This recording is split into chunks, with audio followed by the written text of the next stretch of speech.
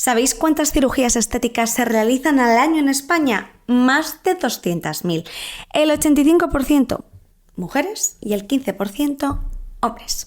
Las intervenciones más top siguen siendo el aumento de pecho, la liposucción, la blefaroplastia, que para quien no lo sepa es para los párpados, y la rinoplastia.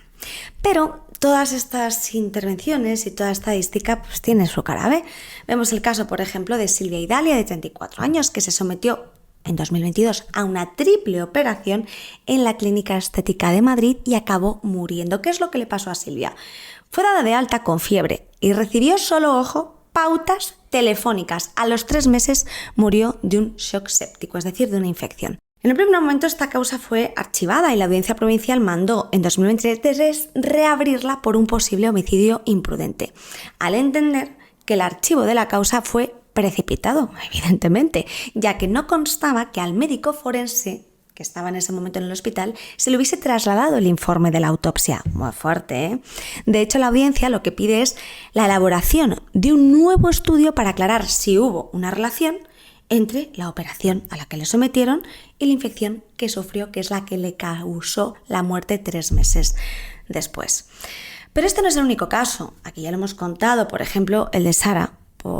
También murió por haberse sometido a una operación, ya lo comentamos aquí, el médico no tenía la titulación, es decir, vemos que las negligencias en este tipo de operaciones existen y que pueden llegar, a causarle la muerte a una persona. Es más, las reclamaciones por presunta negligencia de este tipo de cirugías oscilan entre unas 280 y 351 los casos en los años, por ejemplo, si nos fijamos en el 2023 y 2024, teniendo en cuenta la subida del 23% en el último año que está constatado.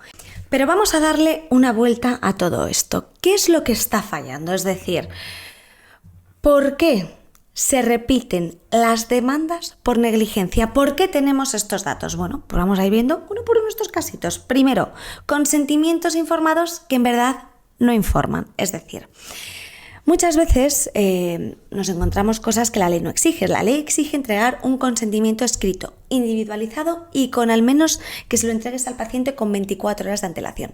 Un texto genérico, que es lo que muchas veces nos encontramos en clínicas, sin riesgos concretos, sin el nombre y el colegiado del cirujano o fechado el mismo día de la operación, invalida la prueba de que recibiste esa información. Esto apuntároslo. De hecho, los juzgados de Madrid han condenado solo por esta falta de prueba, aunque la técnica fuera correcta si en esa operación hubo algún tipo de negligencia. Segundo, seguimientos posoperatorios a golpe de WhatsApp. Tras la cirugía, el médico sigue obligado a verte. Sí o sí, la guía de la Sociedad Española de Cirugía Plástica fija controles presenciales, que son orientativos, eso sí, a las 48 horas, por ejemplo, después de la primera intervención, a los 7 y 10 días para retirar los puntos de sutura de la intervención que te hayan realizado, así como una revisión de la cicatriz periódica alrededor del mes y de control a lo largo de los 3 y 6 meses, dependiendo del tipo de procedimiento en el que te hayas sometido. Este control, esto que fijan es orientativo, no es obligatorio, dejan evidentemente que cada médico luego valore el caso y evalúe lo que necesita ese paciente, pero el seguimiento tiene que ser presencial, sí o sí. Es más, hemos visto como, por ejemplo, en este caso de aquí, un cirujano de Málaga fue condenado en 2024 a casi 40.000 euros por controlar una mastopexia, es decir, un levantamiento y aumento de pechos solo por mensajes de WhatsApp. Alucinante. Tercero, el seguro fantasma, el seguro que no existe. ¿Esto qué significa? Cada profesional debe tener una póliza de responsabilidad civil, pero aún todavía seguimos viendo capitales irrisorios de 150.000 euros o médicos que ni siquiera constan en la lista de asegurados. En estos casos, el problema surge sobre todo cuando ocurre un daño grave. ¿Cómo cobrar esa indemnización? Porque se vuelve totalmente una odisea. Lo ideal es encontrarnos con seguros, para que lo sepáis, de al menos 1,2 millones de euros por siniestro para cualquier especialidad, porque las reclamaciones de 6 y 7 cifras ya no son tan raras como antes. Los colegios profesionales incluso ofrecen pólizas colectivas de entre 2 y 3 millones de euros. El de Vizcaya, por ejemplo, permite contratar hasta 3 millones de euros este tipo de seguros por responsabilidad civil. La segunda cuestión a aclarar hoy es esto de aquí que es bastante importante. Los papeles que tienes que firmar para saber cómo defenderte si no los has firmado o si los has firmado mal. El presupuesto. Así, por ejemplo, también como el contrato de servicios, esto queda claro, ¿no? El consentimiento informado, que sea personalizado, tal y como hemos visto, con la técnica descrita para tu caso, la foto preoperatoria anexada al documento, los riesgos frecuentes y graves, las alternativas, el nombre y firma del cirujano, es decir, todo. Si el formulario es fotocopiado, pide que lo reescriban o detalla los riesgos a mano. No caigas en esa trampa. El documento de preanestesia y declaración de salud lo va a firmar el anestesista con tu analítica y alergias. También el plan de revisiones. La buena praxis impone darte por escrito la fecha y el lugar del momento en el que van a evaluar pues cómo continúas tras esa operación y un teléfono 24 horas para urgencias. Si solo, por ejemplo, te ofrecen UXAT, exígelo y además también exige esas citas presenciales. Pero ¿cuáles son las trampas más comunes en contratos de cirugía estética? Pues las cláusulas de exoneración total de responsabilidad por parte del médico. Muchos contratos incluyen frases como el paciente asume cualquier resultado, incluso los derivados de errores médicos, infecciones u otras complicaciones. Pues este tipo de cláusulas intenta que firmes la renuncia anticipada a tu derecho a poder reclamar si algo sale mal durante la operación, incluso si es por negligencia del propio cirujano o del centro médico.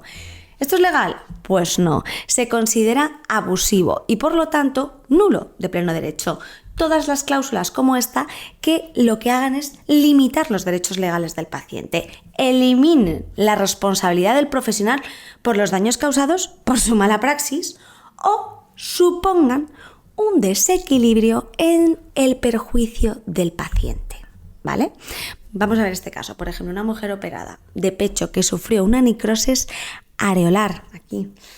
La paciente presentó fotografías y el contrato firmado con la clínica, la cual contenía pues una cláusula como estas que eximía a la clínica de responsabilidad por posibles complicaciones. Ahora, ¿qué hizo el juez?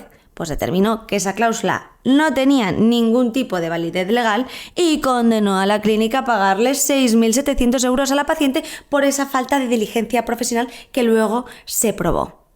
Formularios genéricos, lo hemos visto, consentimientos informados que no informan, ¿vale? Sin personalizar.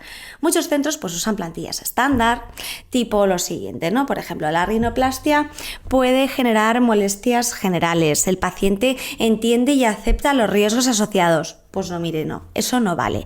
La ley lo que exige es que ese consentimiento sea informado, sea individualizado, es decir, o sea, que concreten qué te puede pasar. Los riesgos concretos de tu caso, no de cualquier paciente. Aparte, mencionar los efectos frecuentes o graves derivados de ese tipo de operaciones como efectos secundarios. Tiene que estar redactado con tu nombre, tu diagnóstico y ser entregado con antelación suficiente, mínimo 24 horas antes de la cirugía. Exígelo. Tercero, arbitraje obligatorio.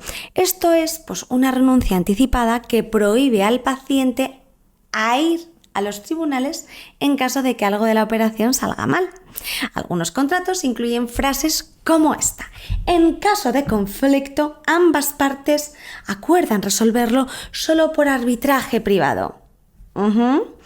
Pues esto no es legal si se impone de forma anticipada. Aquí está el kit de la cuestión. La ley permite el arbitraje, sí, pero solo si ambas partes lo aceptan voluntariamente cuando ya ha ocurrido el problema, no antes de que ocurra, porque si te obligan a firmarlo por adelantado, estás perdiendo tu derecho a acudir a los tribunales y eso es abusivo. ¿Qué tienes que hacer en este caso? Bueno, pues puedes directamente tachar esa cláusula antes de firmar o pedir que se añada lo siguiente. Esta cláusula no excluye el derecho del paciente a la vía judicial ordinaria en su caso. 4. Penalización desproporcionada por cancelar la cirugía poco tiempo antes de la operación.